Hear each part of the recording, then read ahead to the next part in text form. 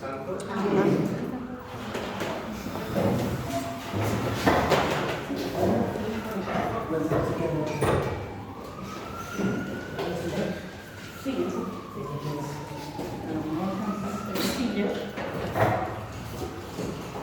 El día de hoy vamos a situarnos en la página número 24. Vamos a ver los libros de Samuel.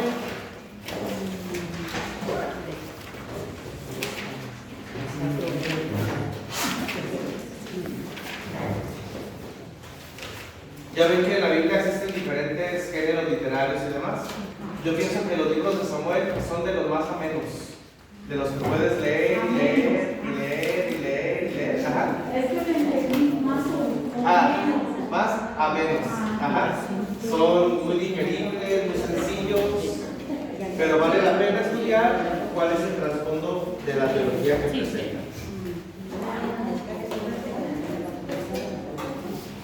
Para nosotros, en la Biblia católica, dividimos los libros de Samuel en dos, primera y segunda de Samuel. Pero para la Biblia hebrea es solamente un rollo, es solamente un libro, la historia de Samuel o el libro de Samuel. ¿Sí? Entonces, ¿cómo se llama la Biblia hebrea? Tanakh.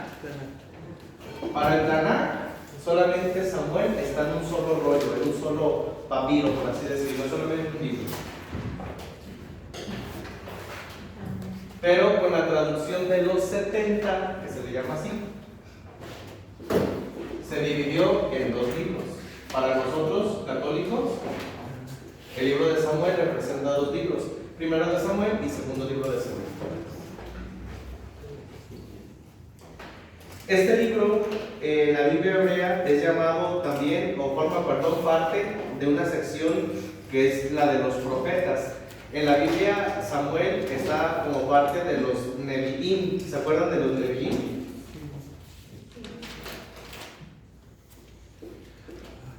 Nevi'im, que significa profetas, que son varios libros donde la Tanakh sitúa la Torah, que son los libros de la ley, los Nevi'im, que son libros proféticos, y los Devarim, que son algunos otros escritos. ¿Sí? Entonces, los libros de Samuel están situados aquí, en el Nevi'im, profetas, y se le conocía también como el libro de los profetas anteriores.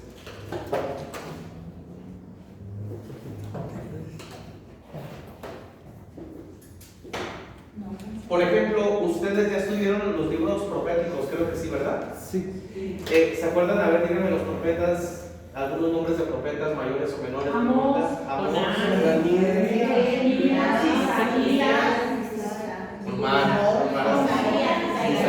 Isaías, Joel, Amós, Abdías, Jonás, Miqueas, todos esos, ¿verdad? Pues antes de ellos, antes de los profetas, porque los profetas más que nada se sitúan en la parte preexilio, exilio y post-exilio. Ahorita no estamos hablando de exilio, porque la tierra prometida apenas están llegando, tuvieron sus jueces, ahora van a tener su reino, mandato monárquica. Entonces los profetas anteriores son aquellos que no escribieron como tal, pero que aparecen en el libro de Samuel. Por ejemplo, ¿qué profetas aparecen en el libro de Samuel? El profeta Natán, el profeta Gad y el profeta Samuel. Natán, Gad y Samuel son los profetas anteriores, no escribieron, sin embargo son profetas, hablaron en nombre de Dios, y ahí vienen algunos de sus oráculos o de sus testimonios que dieron al pueblo. ¿Sale? Por eso se llaman así profetas anteriores. De hecho, no se le debería de llamar el libro de Samuel estrictamente hablando, porque Samuel no es el protagonista de las dos partes, del primero y segundo. Si acaso Samuel se encuentra en el primer libro y solamente como la mitad, porque después de Samuel vendrá la historia de Saúl y vendrá la historia de David. Pero bueno, como es el primero que aparece, optaron los judíos por ponerle así, libro de Samuel. Así lo llamamos, así se llama.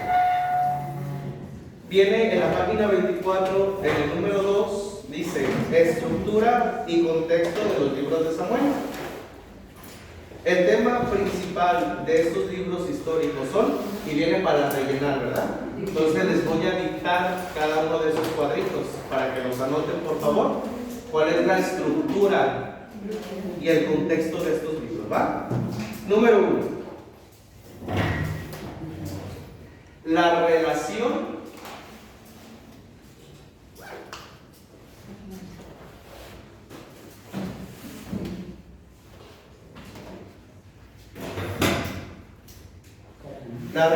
de Israel para con Dios.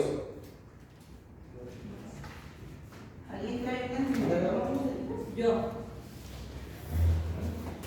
Primero, la relación de Israel ¿con quién? Con Dios. Para con Dios o con Dios. La relación que llevan ellos.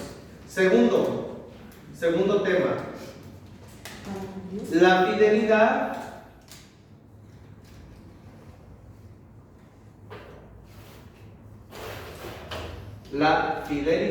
y la infidelidad. ¿Cómo? Infidelidad.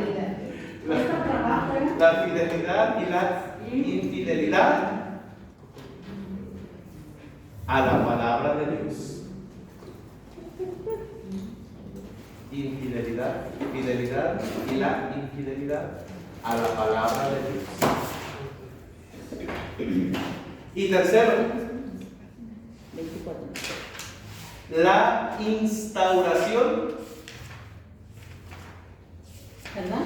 La instauración, de instauración de la monarquía.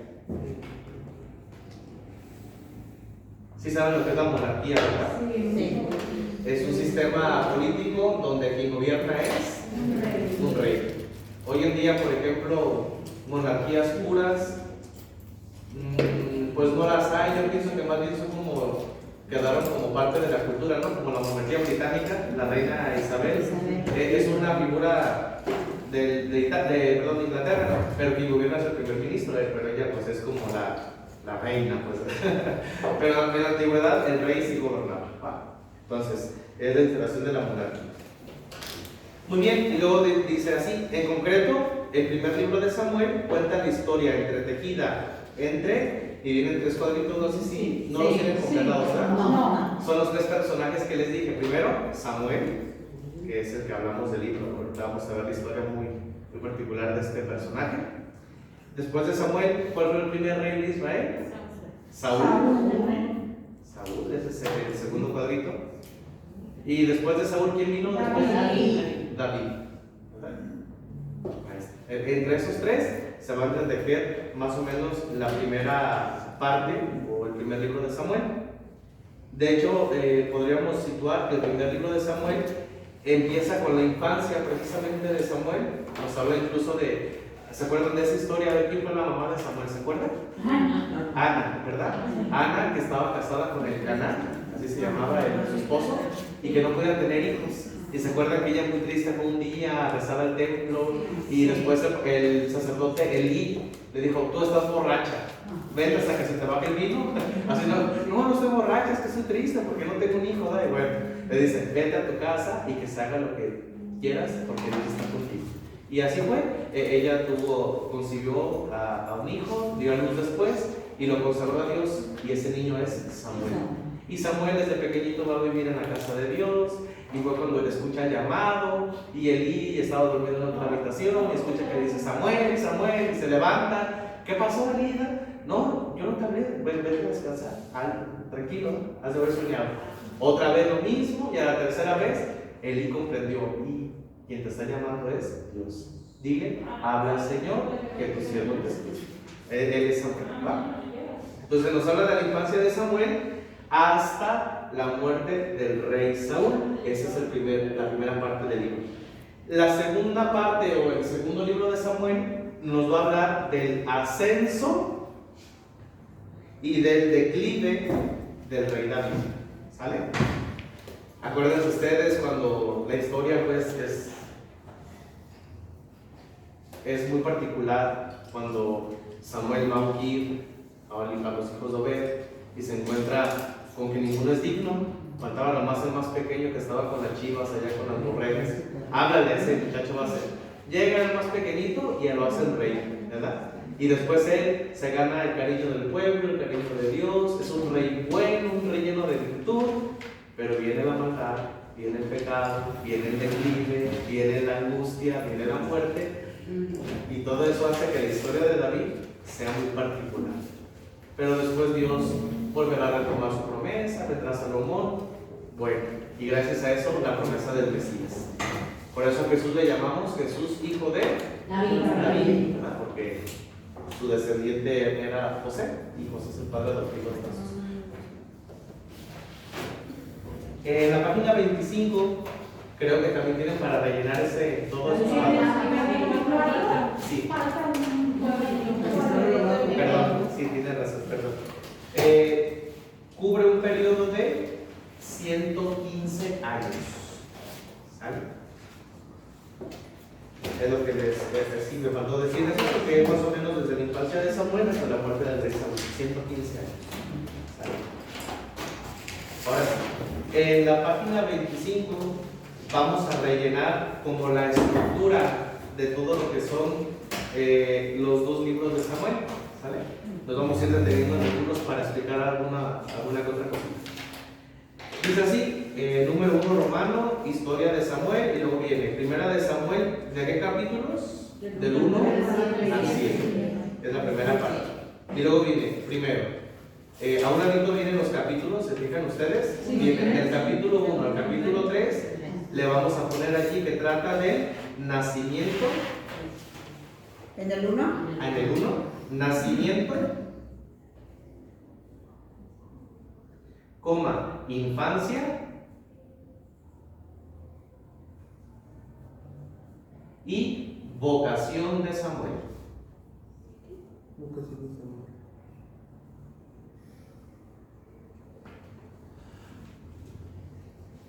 Repito, nacimiento, infancia y vocación de Samuel. Lo que les expliqué ahorita, ¿verdad? Todo eso que hablamos de su mamá y demás.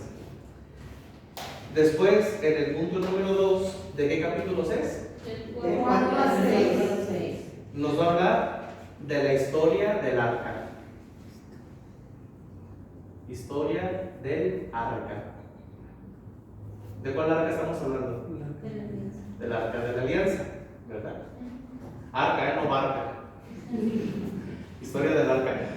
Esa historia, no, bueno, me gustaría que después ustedes la leyeran, ¿verdad? O sea, conforme vayamos viendo los libros, hay que ir leyéndolos porque nos vamos enterando de tantas cosas.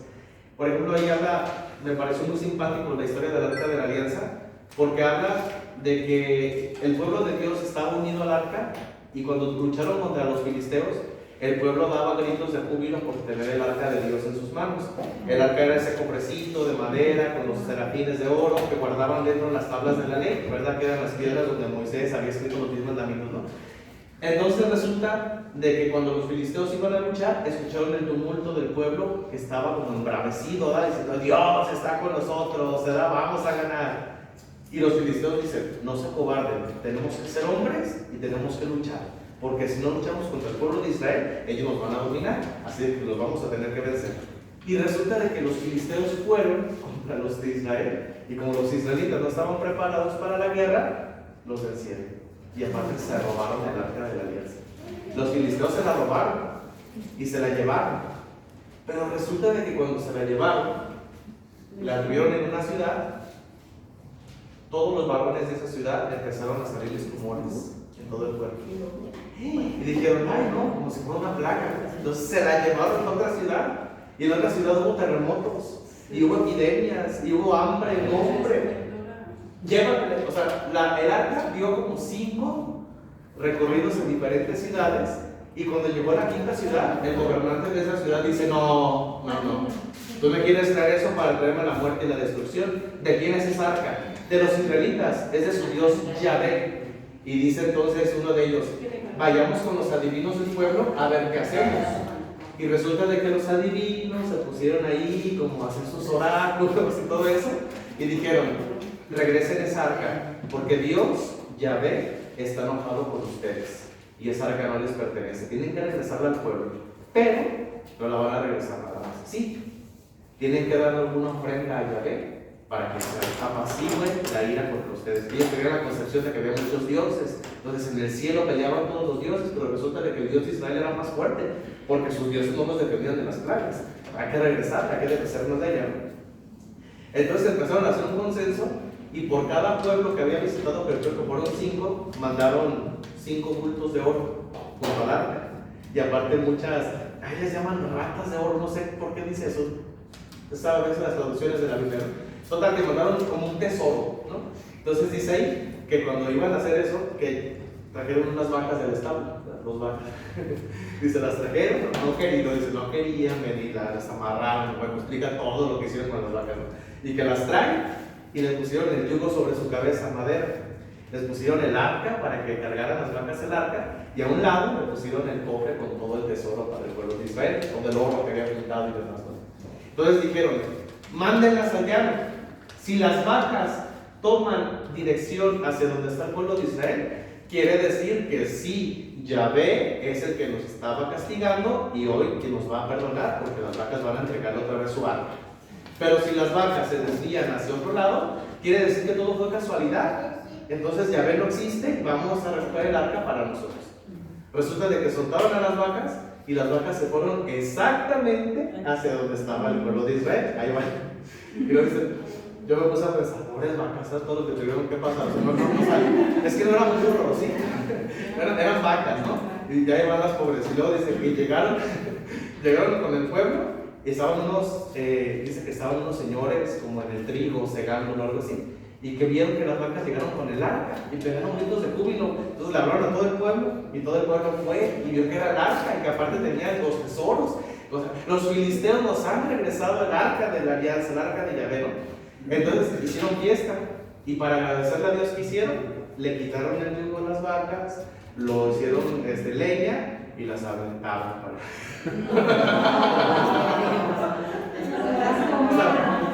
Pues no se las comían porque más bien era como que las destazaban, era como un sacrificio a Dios. Entonces, pobres vacas, las sacan del establo, no querían, les ponen el arca encima del lomo, ahí van cansadas, sedientas, ni se pudieron agachar, llegan con la esperanza de decir, ay, ¿les van a dar de comer? Pues, ¿cuál les debo matar? Pero no sé, yo cuando estaba leyendo solté la carcajada. Dije, bueno, está bien, son parte de la historia, ¿no? del libro. Bueno, y luego el siguiente, en el número 3, ¿qué capítulo es? El 7. Ahí vamos a hablar Samuel, el título es así, Samuel, juez de Israel.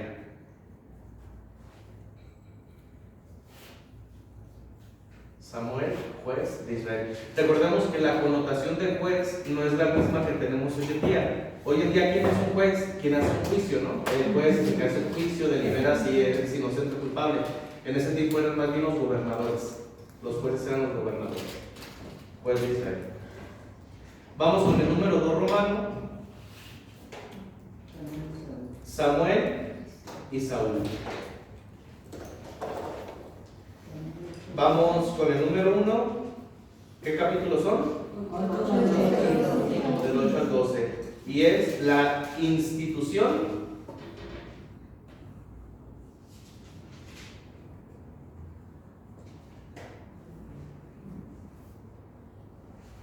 de la monarquía. Institución de la monarquía. El pueblo que se revela contra Samuel y le dice, queremos tener un rey como los pueblos vecinos. Y Samuel se pone triste y le dice a Dios, ¿quieren un rey? ¿Qué hago? Dáselos, porque no es que te desprecien a ti, me desprecian a mí, ¿verdad? Entonces ahí dice, pon a Saúl como. Entonces es la institución de la monarquía, y ligado con eso, el número 2, del capítulo 13 al 15, el comienzo del reinado de Saúl.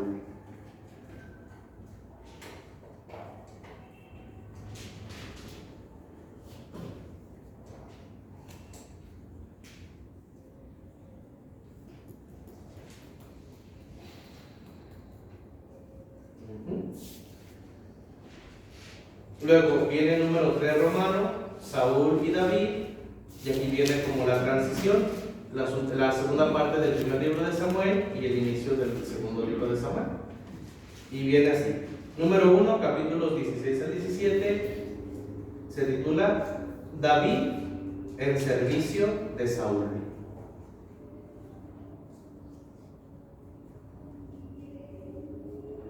Se dice, ¿verdad?, que David estaba en el palacio de Saúl y que David sabe tocar la cítara, y que cuando Saúl se ponía de mal humor, que tenía un carácter medio pesado, parecía que se le metió un diablo. No creo que se le haya metido un diablo, más bien era que era muy pesado de carácter.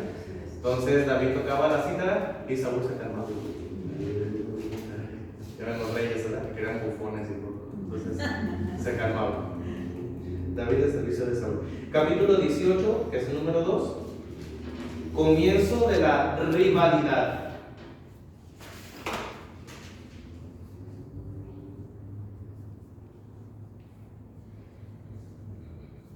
Número 2, comienzo de la rivalidad entre los dos. ¿Entre quiénes?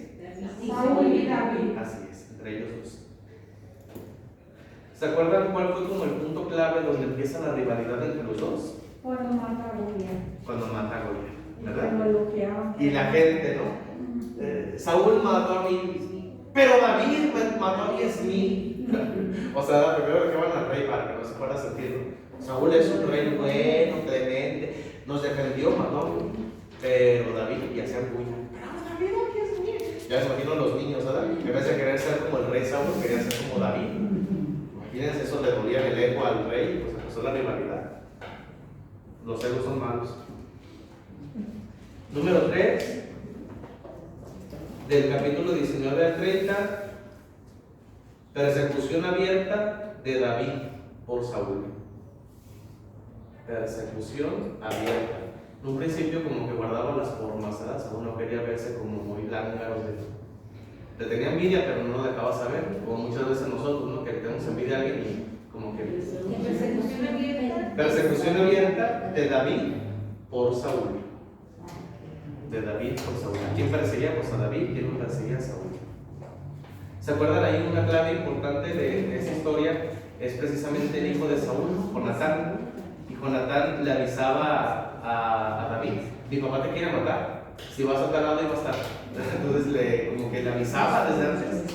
Ya David hace una cosa, hace sus movimientos, ¿verdad? De hecho, es una historia muy bonita cuando se logran reconciliar, porque David tuvo la oportunidad de matarlos, ¿verdad? Lo narra de dos maneras diferentes. Ahorita lo vamos a ver. Y David lo quiere matar, bueno, no lo quiere, tuvo la oportunidad de matarlo y dijo: Dios me libre de levantar la mano contra el ungido de Dios. Yo no voy a matarte, aunque tú me quieras matar, yo no. Entonces Saúl se da cuenta del corazón de David y le dice: mientras yo todos estos años he perseguido para matarte, tú teniendo la oportunidad, ahora me doy cuenta de la clase de hombre que eres, ¿verdad? Y le perdona. Y le dice: perdóname por haberte perseguido. Entonces al final como que se reconcilian. Al final termina bien, pero mientras tanto hubo una guerra entre ellos dos. Persecución abierta. Persecución abierta de David por Saúl. Y luego el número 4, que es la transición primera de Samuel 31 a segundo de Samuel 1, nos habla de la muerte de Saúl y Jonatán. ¿La muerte? La muerte. La muerte de Saúl y de su hijo, Jonatán.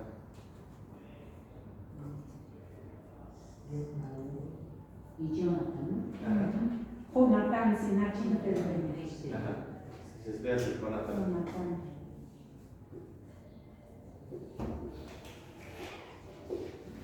Y de Jonatán. La muerte de Saúl y su hijo. Y su hijo, Jonatán. Y luego viene el apartado número 4, que es David, el gran rey. Acuérdense que en la segunda parte, ¿verdad?, de los libros de Samuel, vemos el ascenso y el declive de David. Entonces estamos con el ascenso. David, el gran rey. Número 1, capítulos 2 a 5, historia del ascenso de David.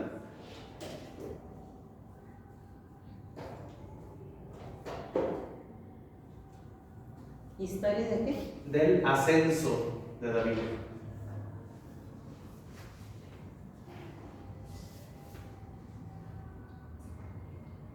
Historia del ascenso de David. Y después, los capítulos 6 al 8, éxito de David.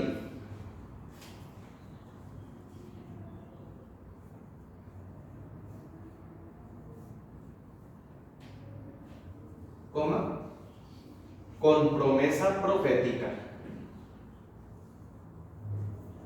Éxito de David, coma, con promesa profética.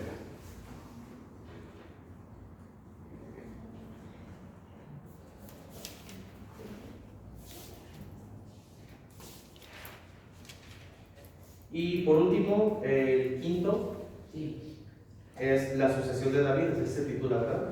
Vamos con el número 1, capítulos 9 a 10, diversos asuntos, así lo titula aquí en la organización, diversos asuntos.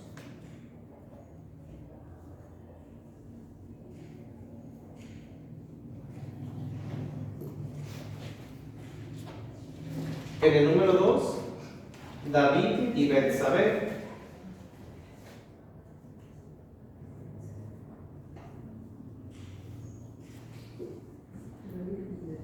David y Betsabé.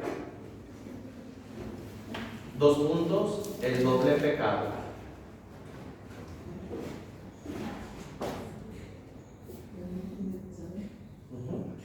Dos puntos, el doble pecado de David. El doble pecado de David.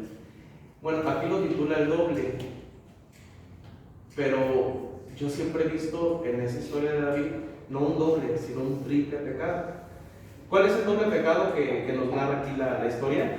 Primero el adulterio, ¿verdad? Que David tiene relaciones con Betsabé. Y el segundo pecado, el homicidio, ¿verdad? En Días, cuando lo mata y hasta le escribe la cartita y le dice, te llevan al jefe de las tropas. Y ahí dice, pon a David en primera batalla pon a Urias en primera batalla para el rey. Podemos decir que ese es el doble pecado. Pero yo digo que el pecado anterior, tanto al adulterio y al asesinato, el anterior, el que hizo todo esto, fue la negligencia. Porque David, siendo rey, tenía que estar con las tropas. Y ahí dice, David estaba en el palacio, de ocioso, sin hacer nada. El pueblo en guerra y en la cárcel. O sea, que fue negligente. Porque el rey tenía que estar allá. Si hubiera estado allá no hubiera pasado nada. Pero no, estaba acá. A lo mejor se desveló. Se levantó tarde, ahora que quiso. Andaba de ocioso. Se puso a pasear, bien comido, bien dormido, bien descansado. Pues andaba como justo, ¿no? Viendo a ver qué más. Vio a aquella mujer, pecó en su pensamiento, en su corazón y en acción. Y entonces empezó todo. Yo digo que por ahí va. Yo siempre he dicho eso, ¿verdad? Es una negligencia. Pero aquí vamos a respetar doble pecado de la vida. Siguiente. Capítulos del 13 al 14. Intrigas entre los hijos de David. Intrigas. Intrigas entre los hijos de David.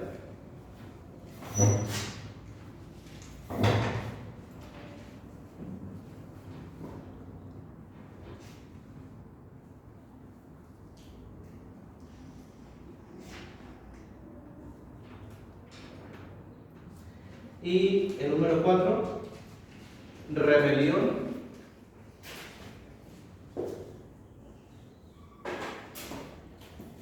de Absalón.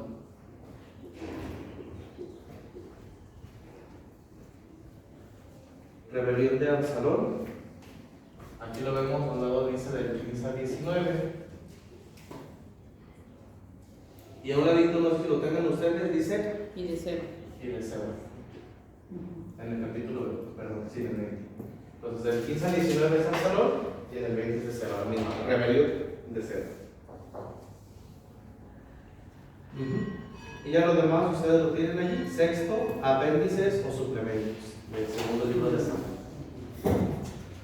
Muy bien, ahora vamos con el autor. ¿Quién es el autor del libro de Samuel? Bueno, en primer lugar vamos a decir que se cree que son varios autores, no es uno solo, no es que lo haya escrito una sola persona, porque el tiempo que narra pues es muy extenso, una persona no vivió tanto tiempo. En una primera instancia se cree que sí fue Samuel el que escribió acerca de su vida, de su biografía y demás, pero después algunos discípulos quizá de Samuel fueron los que continuaron con la historia. ¿Sí? Entonces se dice que son varios los autores que hicieron posible esta obra. Por ejemplo, ¿por qué decimos que son diferentes autores? Aquí nos dan algunas razones. En el puntito número 1 dicen, por ejemplo, se dan dos versiones de la institución de la monarquía. Se dice de dos maneras cómo se instituyó la monarquía. Se relatan tres formas diferentes de la investidura de Saúl por parte de Samuel. Y se hacen dos versiones de la entrada de David a la vida pública. Pues hay duplicados. Cuando en una obra hay duplicados, quiere decir que varias personas metieron mano y que a lo mejor hubo la manera de percibir un mismo acontecimiento varió entre una persona a otra. Entonces una puso otra y quedaron como condensadas. Eso nos da a entender que hubo varias manos ahí, por lo tanto decimos que son varios autores. En la página 26 tenemos el marco histórico de los libros de Samuel.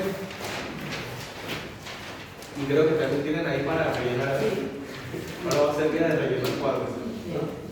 Tenemos tres fechas: el año 1050, 1030 y 970 a.C. Vamos con el primero. En el año 1050 a.C. se habla de la victoria de los filisteos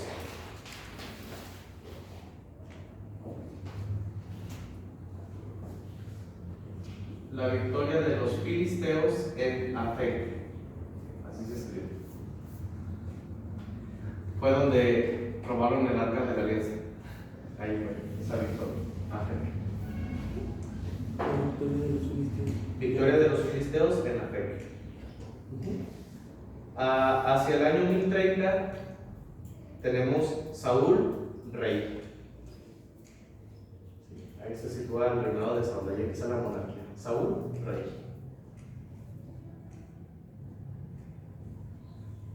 Y la tercera, 970 a.C., la muerte de David.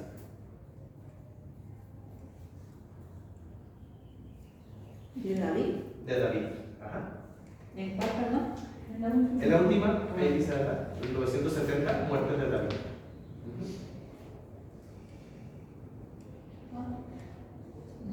Y luego vienen tres cuadros grandes, esos sí los tienen rellenados, ¿verdad? Sí. Muy bien. Nos hablan de la transición precisamente en los libros de Samuel, de los jueces, Samuel y reyes. Ok, eso sí lo tengo. Algunas claves para conocer el libro de Samuel vienen a continuación. Voy a dar algunos puntitos, ustedes los pueden leer después con calma. La primera, por ejemplo, dice, es una teología de la historia. Miren, los libros de Samuel no pretenden ser una cronología exhaustiva, punto y coma, una bitácora de todo lo que pasó, pero sí darle un sentido teológico. A ver, somos un pueblo que camina en este mundo, Dios está con nosotros, Dios le da sentido a nuestra vida y de alguna manera tenemos que buscar la manera de describir cómo Dios afecta la historia del pueblo. Entonces, por eso no son solo crónicas, sino también teología. De hecho, Dios dirige el pueblo y Dios aceptará el cambio de régimen. O sea, Dios dirá, adelante, ¿quieren un rey? No me pongo, hay que ponerles un rey. ¿Sí? O sea, la mano de Dios está dentro de la historia del pueblo. No es una historia nada más pagana de decir, pasó esto, pasó esto y pasó esto. Dios actúa a través de ellos. Después nos habla de una historia profética, porque Dios nunca da a conocer nada a su pueblo si no es a través de intermediarios. Y esos intermediarios son los profetas. Entonces, en el libro de Samuel se encuentran, por ejemplo, varios profetas. Por ejemplo, Natán, el profeta Natán, cuando va con el rey David y le dice, ¿verdad? ¿Qué pasaría si un hombre muy rico tuviera muchas ovejas? Y hay un hombre muy pobre que vive en un lado, que tiene una ovejita, y que de esa ovejita vive de su leche, la ordena todos los días, hace queso, y cuando hace frío, cuando hace calor, perdón, le quita la lana, la cura, después hace cobijitas, se tapa en el frío, la abraza. ¿Qué pasaría si el hombre rico llegara y se robara la ovejita del hombre pobre?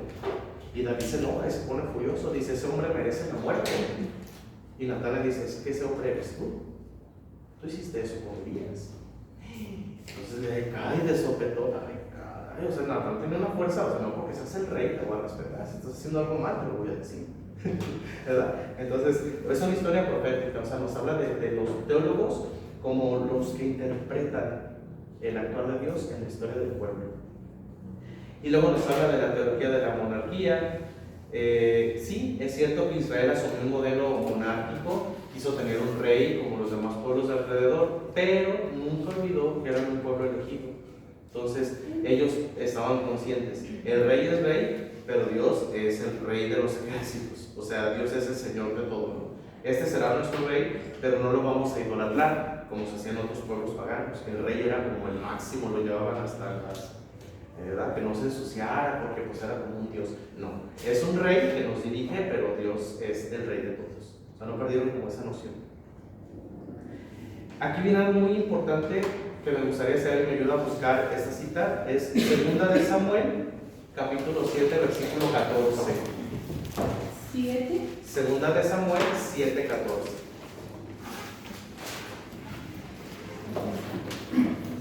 Adelante, por favor.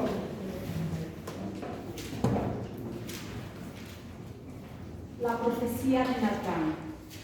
El rey se había trasladado a su casa y Yahvé había limpiado de enemigos Creo que es Segunda 7, 14. el capítulo. El versículo que menciona la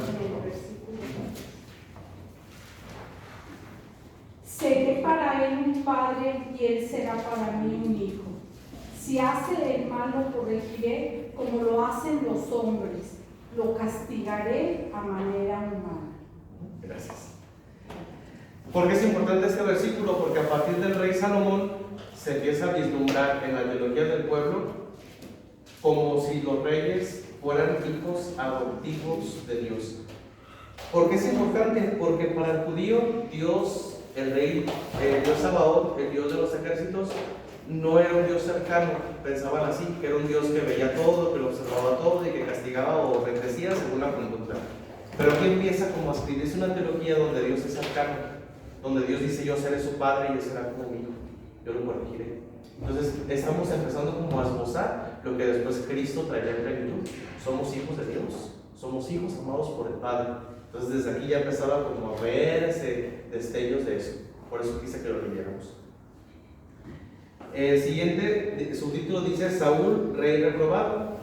Por la desobediencia de Saúl, pues Dios le retiró su favor, y por eso Dios pide que se unja como rey a David, porque Saúl desvió su corazón de las cosas de Dios. Se hizo un rey negligente, un rey cerrado, un rey que no buscaba el bien del pueblo. Entonces Dios le quitó su beneficio, por así decirlo.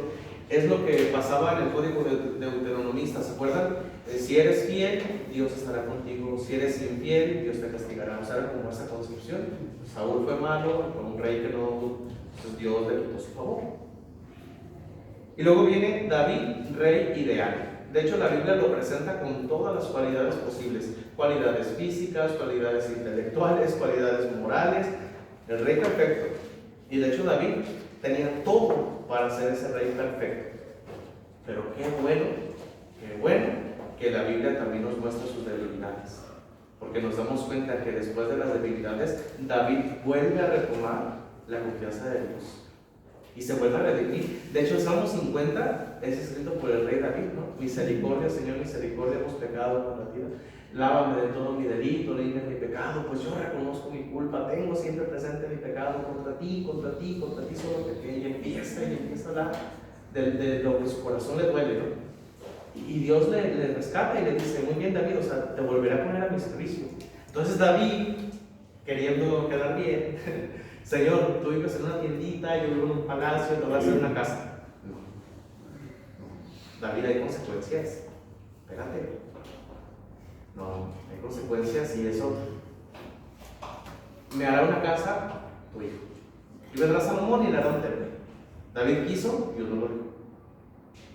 Fíjense, o sea, porque para que vean. Y luego, F, centralidad de Jerusalén. Ahí se empieza a esbozar a Jerusalén como la morada de Dios Santísimo, la ciudad de Dios, porque es la ciudad de David. Entonces se convierte, como David es el rey, David dice, aquí el Rey de Reyes es el Señor, entonces no es la ciudad mía, sino la ciudad de Dios. Y entonces desde ese momento empezarán a tener a Jerusalén como ese lugar sagrado para encontrarse con Dios. Y hasta la fecha, ¿no? Para el pueblo judío, Jerusalén sigue siendo la ciudad de Dios. Para nosotros, claro que es muy importante también Jerusalén. Ahí fue donde Jesús desarrolló su ministerio.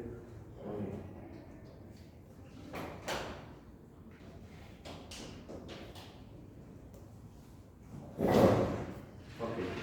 Vamos a rellenar esos cuadritos. Yo pienso que se alcanzamos, ¿sale? Para terminar. Vienen algunos materiales que inspiraron la redacción o las fuentes de donde sacaron la información, los que escribieron el libro de Samuel.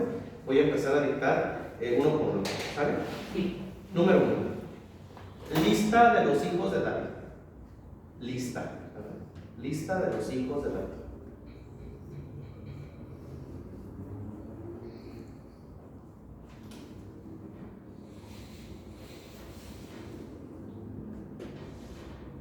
La siguiente, lista de oficiales de David. Lista de oficiales de David.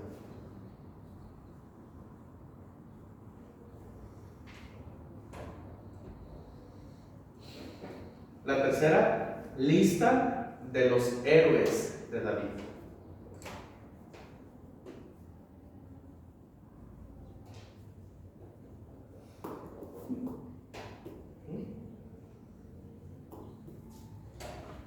La cuarta, gigantes a los que dieron muerte. Entre ellos Goliat, ¿verdad? Ya sabemos. Gigantes a los que dieron muerte.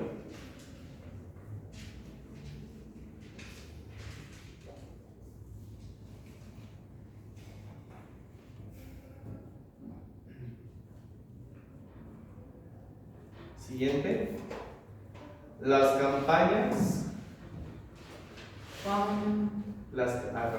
Perdón. ¿Nos quedamos en qué?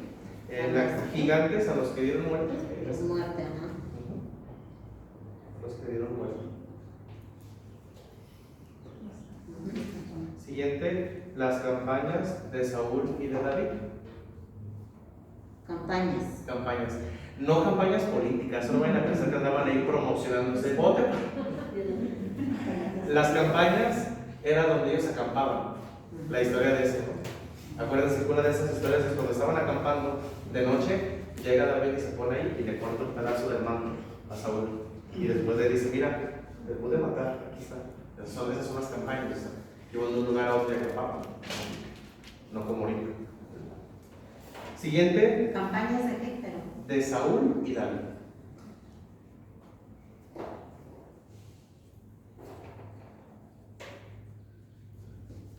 Y siguiente, censo del pueblo. Censo del pueblo.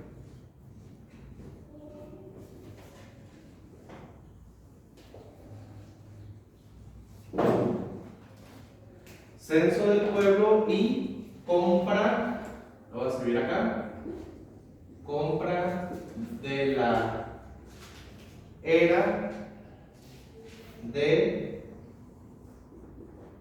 Araúna. Así se escribe.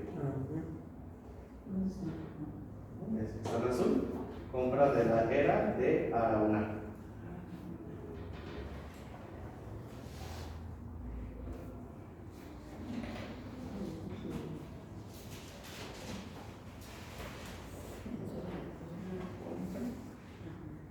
compra de madera de Araúna.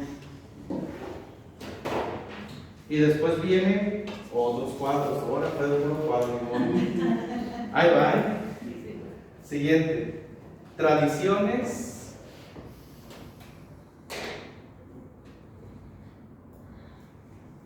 Tradiciones sobre la infancia de Samuel.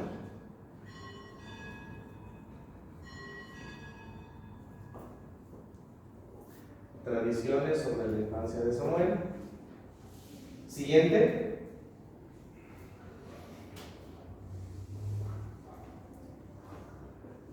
Siguiente, reprobación de Saúl.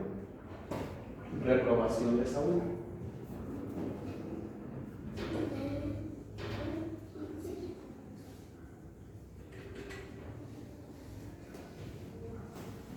Siguiente, unción de David. Unción de ungir, unción de David.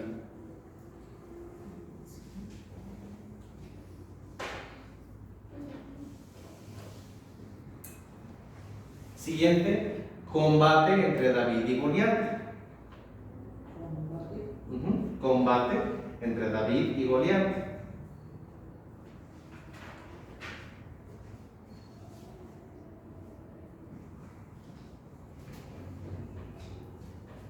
Siguiente,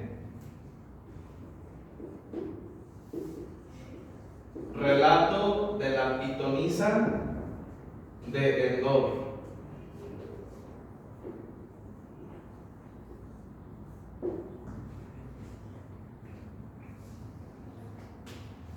Ahí lo escribí en el pizarrón. Relato de la pitonisa de Endor.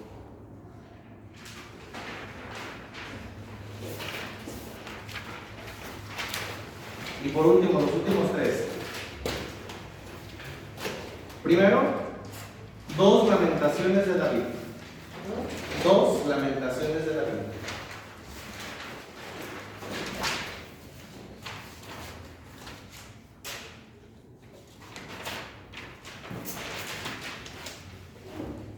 Dos lamentaciones de David, muy bien. Siguiente cuadrito, dos salmos. Siguiente, dos salmos. Y por último, un oráculo.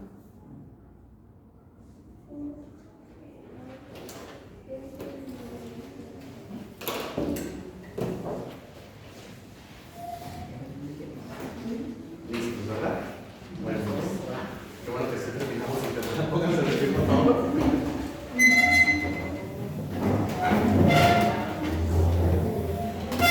Si traen alguna hoja de las que les he dado para llevarme a revisar, ahorita paso por ellas, ¿sale? En el nombre del Padre, y del Hijo y del Espíritu Santo. Amén. María, Madre de Gracia y Madre de Misericordia. Sagrado Corazón de Jesús. Padre, del Hijo y del Espíritu Santo. Amén. Gracias.